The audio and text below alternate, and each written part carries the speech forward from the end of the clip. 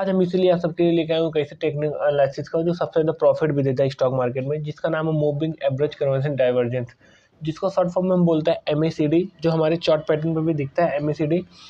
तो आज हम आपको डिटेल्स बताने जा रहे हैं कि MACD है क्या और इसका हम यूज कैसे करेंगे, इसमें एंट्री कहाँ लेंगे, एग्जिस्ट कैसे करेंगे, प्रॉफिट को कैसे बनाएंगे और हम कौन कौन से इंडिकेटर यूज करेंगे जिससे हम अपना अच्छा खासा प्रॉफिट बना सकते हैं। ठीक, क्योंकि अगर आप ट्रेडिंग करने आ रहे हैं तो प्रॉफिट के मकसद से ही आते हैं, तो उसके लिए आपको सीखना ज़रूरी है।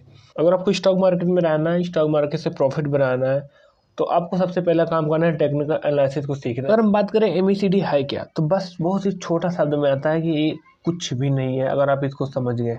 देखिए जो MACD होता है, जो आपके 12 EM में है, ठीक, और ये जो 26 EM में है, इन दोनों के बीच के डिफरेंट को MACD बताता है।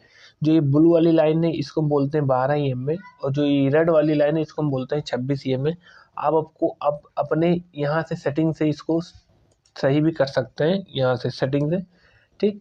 12 EM में और 26 EM में आप अपने अकॉर्डिंग कलर भी सेलेक्ट कर सकते हैं कि आप कौन सा कलर यूज करेंगे, ठीक। वो तो आपके हाथ में सेटिंग सेट करना। देखिए 12 EM में मतलब होता है शॉर्ट टर्म, जो शॉर्ट टर्म होता है उसको हम 12 EM में बोलते हैं, और जो लॉन्ग टर्म होता है उसको बोलते हैं 26 EM में।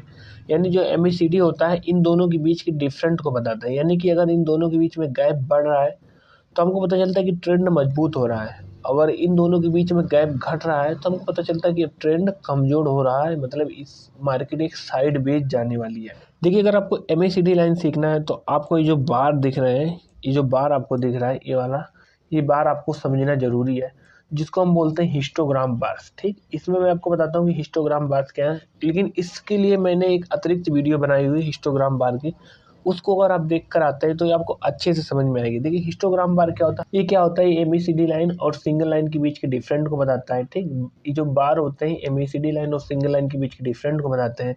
अगर बार्स बढ़ रहे हैं और ज़्यादा डार्क है तो हमको पता चलता है कि मार्केट में मोमेंटम है। अगर बार से जीरो लाइन यानी कि सिंगल लाइन से ऊपर की ओर डार्क में है तो हमको पता चलता है कि यहाँ पर ज़्यादा बायर्स बैठे हुए हैं। लेकिन जैसे जैसे बार्स लाइट होते जाता है तो हमें ये संदेश मिलता है कि अब बायर्स यहाँ से इंटरेस्ट लेना कम कर रहे हैं, जिससे यहाँ पर लाइट होता चला जा रहा है हिस्टोग्राम बार्स। ठीक, सिमिलरली नीचे भी होता है कि अगर बार जीरो लाइन से नीचे है और डार्क में है तो सेलर्स ज़्यादा हैं, लेकिन जैसे जैसे बार्स क्या होते हैं लाइट होते जाते हैं तो सेलर्स अपनी कंट्रोल को खोते रहते हैं। ठीक, तो हिस्टोग्राम बार क्या होता है, MACD लाइन और सिंगल लाइन के बीच के डिफरेंट को बताता है। एक बार आप फुल वीडियो को देख लीजिएगा क्योंकि वो आपके लिए बहुत ही ज़रूरी है। अब हमें यहाँ जो समझना है कि हम इसमें बाई सिंगल कैसे देखेंगे कि हमको बाई का संकेत मिल रहा है और सेल का संकेत कैसे मिल रहा है। देखिए पहले मैं आपको बताऊंगा MACD लाइन से, फिर मैं आपको बताऊंगा हिस्टोग्राम बार से कि आप कब बाई का संकेत मिलेगा और कब सेल का संकेत मिलेगा, और लास्ट में बताऊंगा इन तीनों के कॉम्बिनेशन से। ठीक, इन इन दोनों के कॉम्बिनेशन से क्या बनेगा। देखिए ये जो आपका 12 EM में है जिसको हम ब्लू लाइन बोलते हैं, ठीक, ये जो ब्लू EM में है, और ये जो 26 EM में इसको हम रेड लाइट बोलते हैं। जब ये क्या होती है, ये हमारी स्लो चलती है, ठीक है, लॉन्ग टर्म होती है, स्लो होती है, लेकिन जो ये ब्लू है, ठीक, ये जो ब्लू वाली है ये बहुत फास्ट चलती है। देखिए अब हम जानते हैं कि मार्केट में हम बाई कब करेंगे और कब सेल करेंगे, MACD लाइन और हिस्टोग्राम के माध्यम से। देखिए जो हमारी ब्लू वाली लाइन है जिसको हम बोलते हैं 12 EM में, और जो हमारी रेड वाली लाइन है जिसको हम बोलते हैं 26 EM में, जब ये ब्लू EM में, यानी कि जो ये ब्लू वाली लाइन है, जब ये नीचे से रेड वाली लाइन को क्रॉस करेगा, आप अपने चार्ट पे देखिएगा, जब ये ब्लू वाली लाइन नीचे से रेड वाली लाइन को क्रॉस करेगा तो हम एक इंडिकेट कर सकते हैं कि अब मार्केट एक बुलिश जोन में आने वाला है। ठीक, तो फर्स्ट हमको देखना है कि ब्लू वाली लाइन जैसे ही यहाँ देखिए नीचे क्रॉस किया हुआ है, यहाँ क्रॉस किया हुआ इस जगह पर, फिर देखिए मार्केट एक अप ट्रेंड में अच्छा खासा गया है। ठीक, तो जब ये ब्लू वाली लाइन रेड वाली लाइन को क्रॉस करेगा तो मार्केट अप ट्रेंड में जाएगा।